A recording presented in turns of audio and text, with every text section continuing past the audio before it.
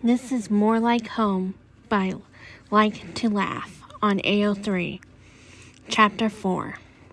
There was a butler in the main bat cave when they finally left the armory. "Welcome to the manor, Master Daniels," the man said. He had a timeless sort of aura about him, his eyes sharp and observant, even as he smiled at Danny with a warmth. "I understand you set a new record on needing the medbay." Danny squawked in indignation. "That's not fair! I got hurt 2 days before I even talked to Batman," he protested. Dick chuckled. "There's no arguing with Alfred, baby spook," he said, ruffling Danny's hair. Danny jumped slightly under the unexpected touch. "Go ahead and sit down. Alfred's our butler and grandpa, but he's also the medic around here. You can give him the rundown on those medical supplies you're at it." No, actually, Danny wanted to do no such thing, necessary or not. It was worse when Bruce abandoned him at the computer and moved towards them, and Dick showed no sign of leaving either. Alfred seemed to pick up on his discomfort.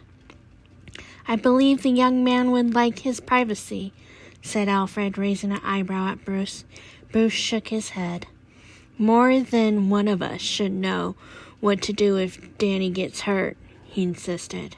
His voice wasn't really as low as he kept it as Batman, Danny realized. And then he registered what Bruce had said and gave the man a baffled stare. No one wanted this lecture. Danny's body was an awful mutant mess that didn't follow any known rules. Danny didn't like lingering over it too long. Alfred looked conflicted. "It's okay," Danny said after a minute, looking away.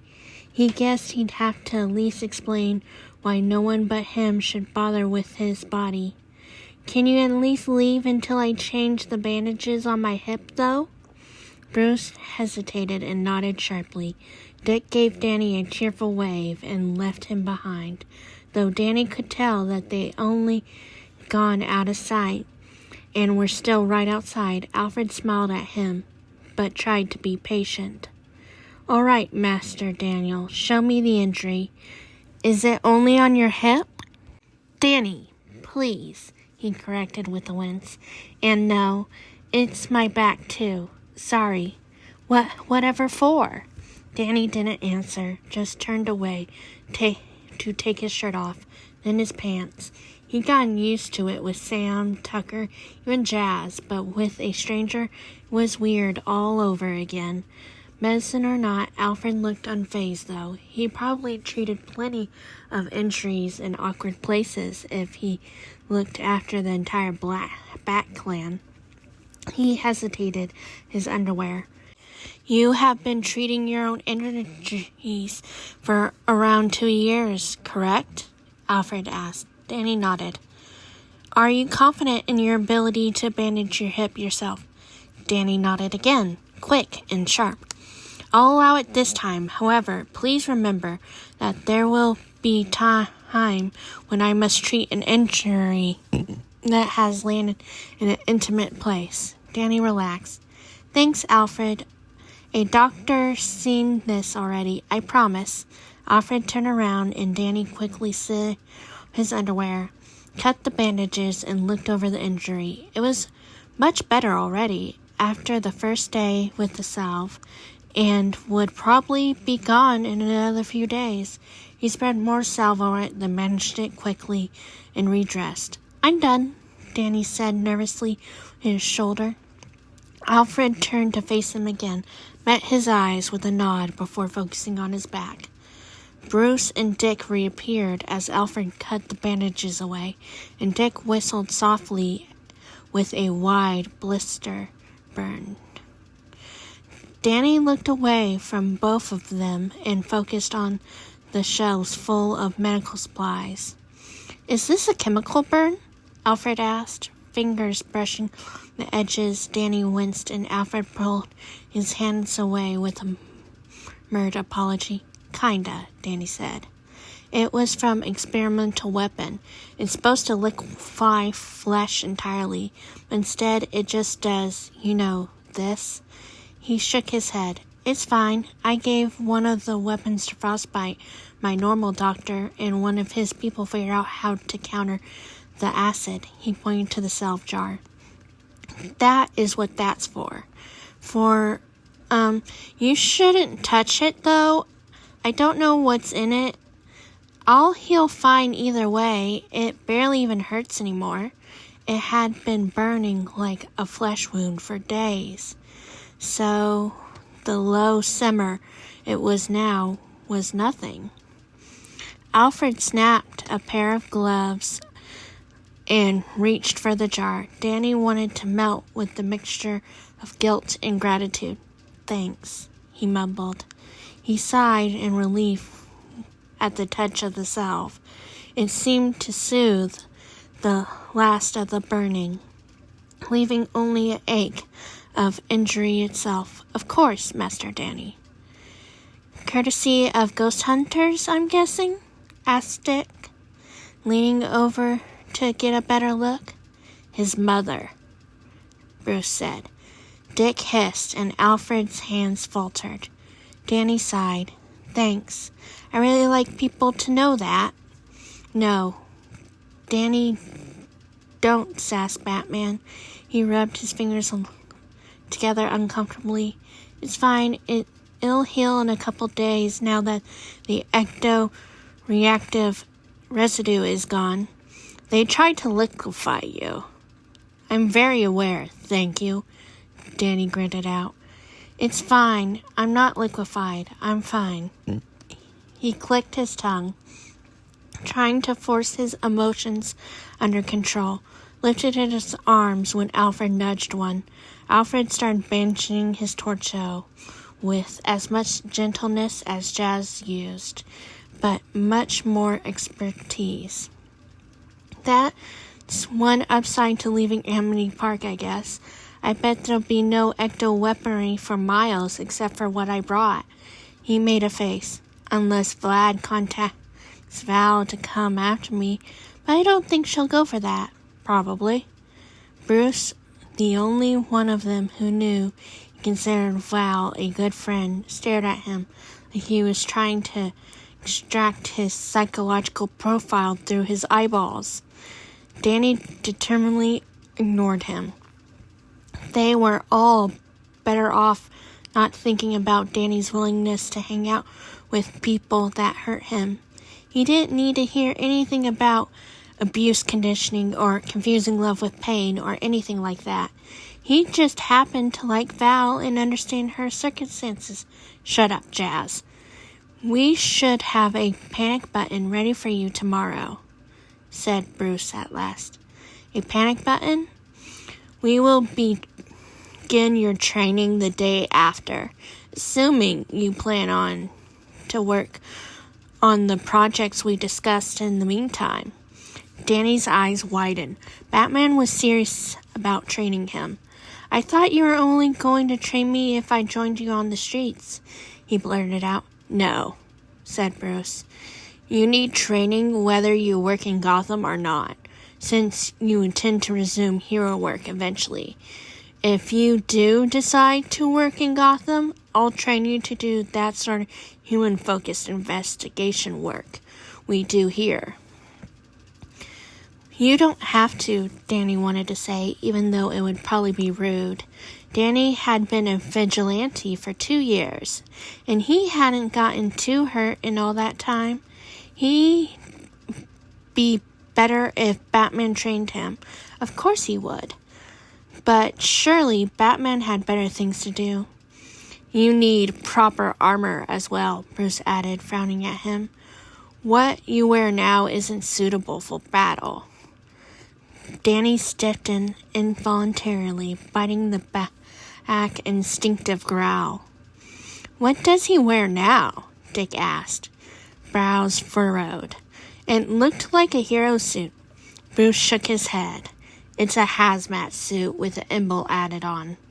The exact material is clearer on closer inspection, I'm a ghost. I wear what I died in, Danny said, terse and sharper than he meant. Alfred stilled him with a hand on his shoulder and still tried to relax. He hated the hazmat suit before his death, but he was attached to it now. The idea of replacing it or wearing something else in ghost form simply felt wrong. You can change it. You didn't always have an emblem. I guess those have been special circumstances, but that didn't take away from the fact Bruce was technically correct. He could change his outfit if he wanted, which he didn't. A beat of silence passed as Danny struggled between practicality and protecting instincts. He'd known for a long time that the lack of armor in his suit was a problem. Knives went right through it. Even though heat burned the material, it was his. We can replicate your hazmat suit in armor weave, Bruce offered at last, expression unreadable. Okay, Danny conceded quietly. Dick retreated to a safer topic. You said you were expecting company? His godfather, Vlad Masters. He's a half-ghost as well, Bruce said. Danny winced. Sorry, Vlad. He seemed to believe that means that Danny belongs to him. Danny expects Vlad to start making attempts to isolate him within 2 weeks, perhaps less. Man, it sounded bad when he put it like that. It's okay. I can handle it, he said hastily. Vlad's fussy when he doesn't get his way, but he won't bother you if you don't bother him. You don't have to protect me from him. He was a hero in his own right, damn it, not a baby. All of them looked at him with that sharp, calculating look, and he winced.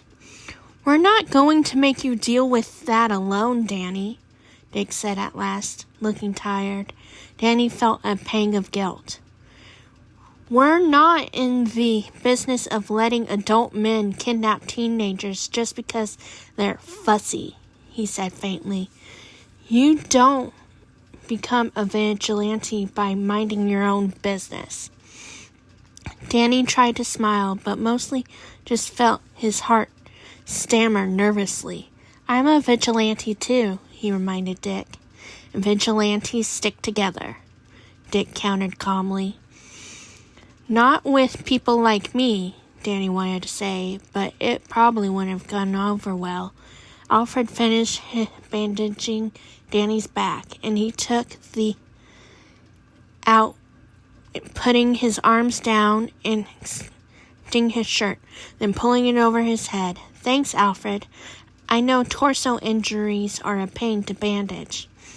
Think nothing of it, Master Danny, Alfred reassured him. Would you be willing to explain what you brought now? I'm afraid I'm terribly inexperienced with treating non-humans. It's okay, Danny said, quicker, more nervous as his anxiety built. It's complicated and kind of inconsiderate. I can handle it. Alfie doesn't allow that, Dick informed him. He'll give you the disappointed stare. Danny looked over his shoulder and discovered that Alfred was indeed looking at him with disappointment. He winced. Okay, he mumbled. He turned back to the shelves of medical supply, Ectoline, and treated needle. Normal stitches don't work for me. Normal needles are fine, but they corrode after a few uses. Pointed.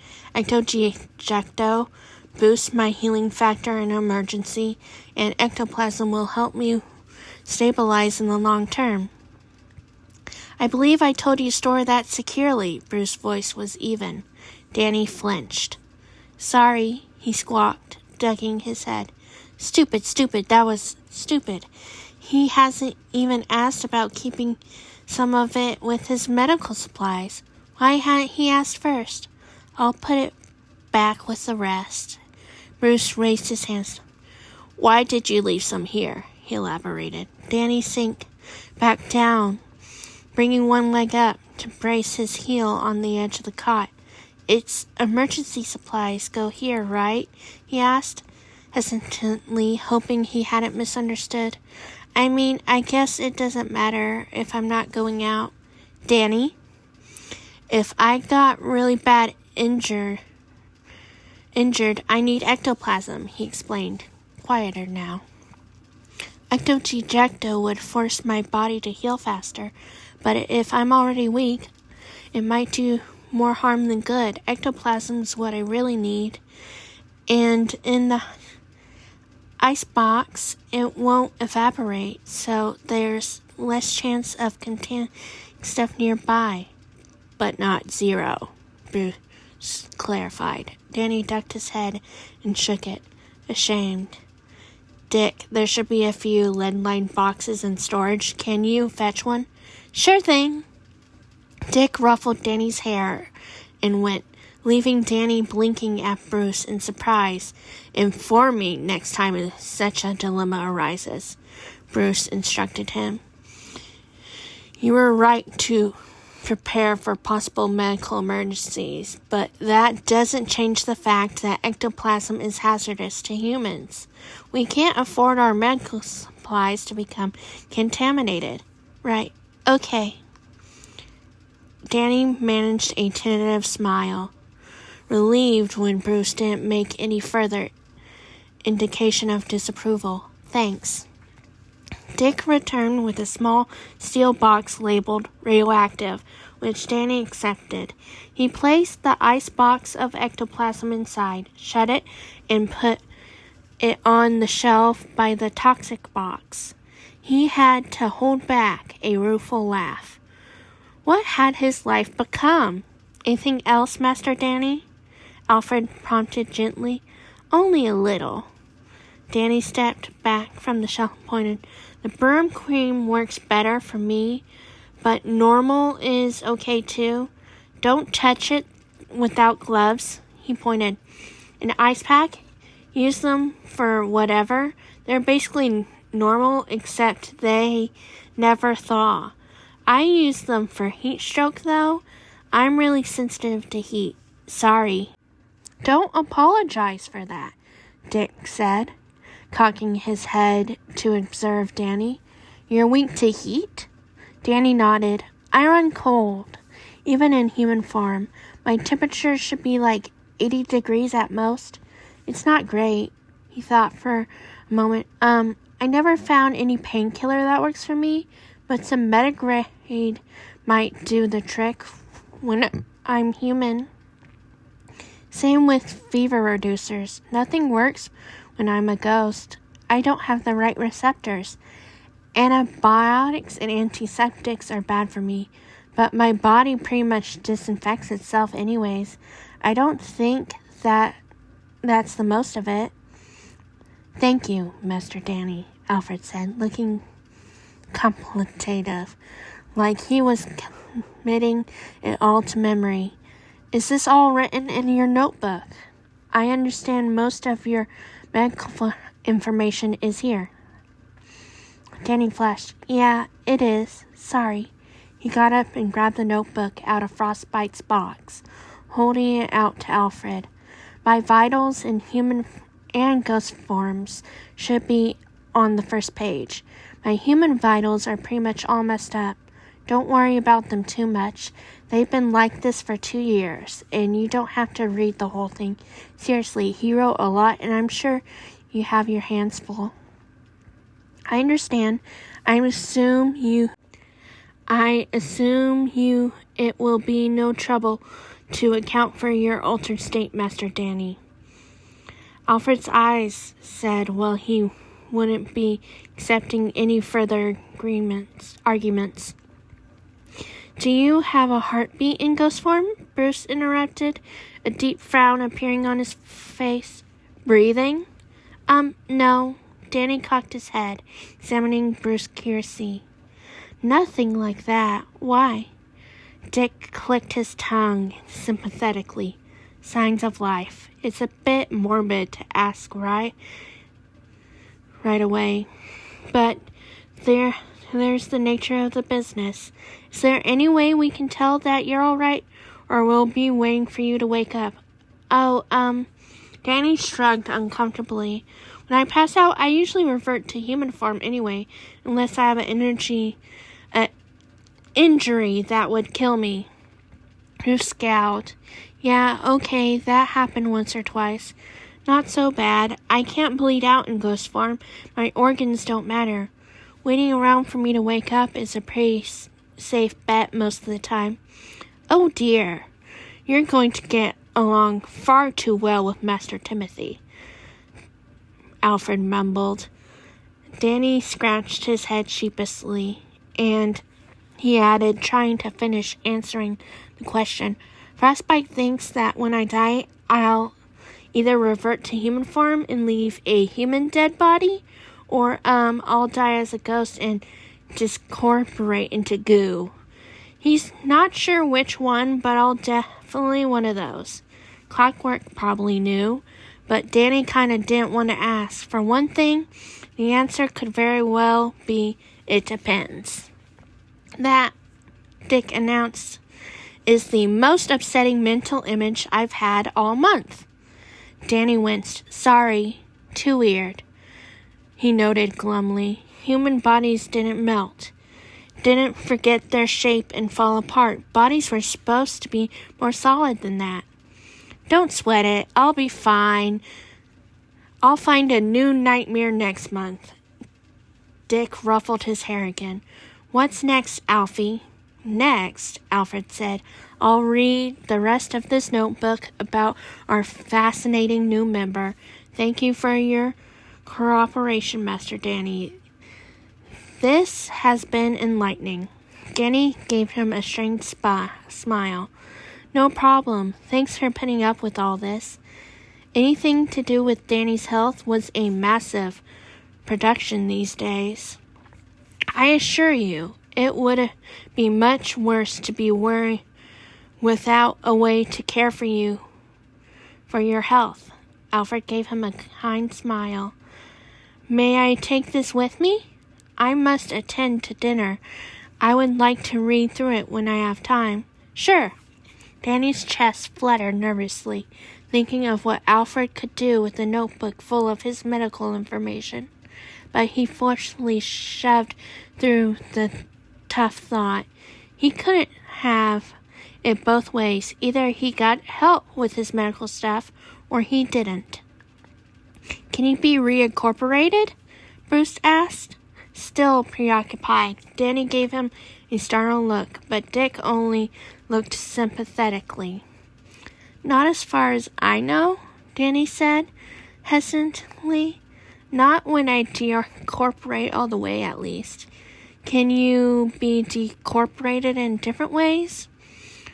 Well, one time, someone threw Danny so hard, he decorporated instantly to absorb the impact, and then instantly reincorporated himself, but he didn't think Bruce would like that story.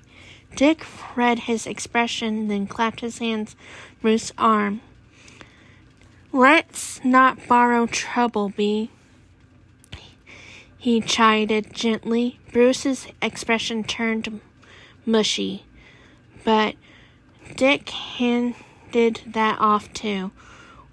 We don't need to understand every detail of how Danny's body works right now. That's what the book is for. We got all the basics. Fine. Bruce looked at Danny. I need to complete a list of your superhuman abilities. I can't be certain that I've observed them all while I was assessing you. Danny blinked at him for a moment and then realized, oh shit, he was serious. He reached up and rubbed the back of his neck, flustered. 'Cause here's one thing. This could be the deal breaker. It was common knowledge that Batman didn't like metas in Gotham, and while he didn't drive them out or en masse or anything, Danny doubted that he wanted one like Danny under his roof. Danny's abilities were legion. After learning some of the old debates Superman had been subject to, not to mention the whole Dan fiasco. He was well aware that this was not good timing. Can I get back to you on that? He asked awkwardly. I have to check with Sam and Tucker. They have the most complete list. Dick raised an eyebrow. You don't know? He asked, bemused. Danny blushed. Some of it's instinctive. I don't realize I'm doing it, he mumbled. And then there's a couple that aren't really useful, so I forget about them most of the time, or I don't use them much. Mastering them would take more time than I can dedicate to it. Dick's eyebrows rose higher and higher through Danny's explanation, and Danny blushed deepened. How many powers do you have? Didn't I just finish saying I don't know? Dick snorted, eyes glimmering with amusement. Bruce, on the other hand, was pinching the bridge of his nose, looking aggrieved. You may give me the list tomorrow, he forced out. Include your skill level with them and any drawbacks they may have. Danny nodded quickly. Are there any ghosts that could have helped you train? Danny scowled. Frostbite trained me with my eyes. That was amazing, but for the most part, ghosts have widely different abilities, except for the basics, which I have down. The only one whose power set matches me is Vlad, which is not an option, Bruce sighed. I'll contact any heroes with similar abilities, ask them about their training regimens. Danny's face had just cooled, and now heat was creeping across it again. You don't have to. You should not have incomplete control of any of your abilities, Bruce said sharply, no matter how many of those abilities you have. Danny ducked his head and chastised. Dick clapped him on the back. What B means is that he's going to help you. Now come on, let's get your stuff up to your room. You're gonna love it.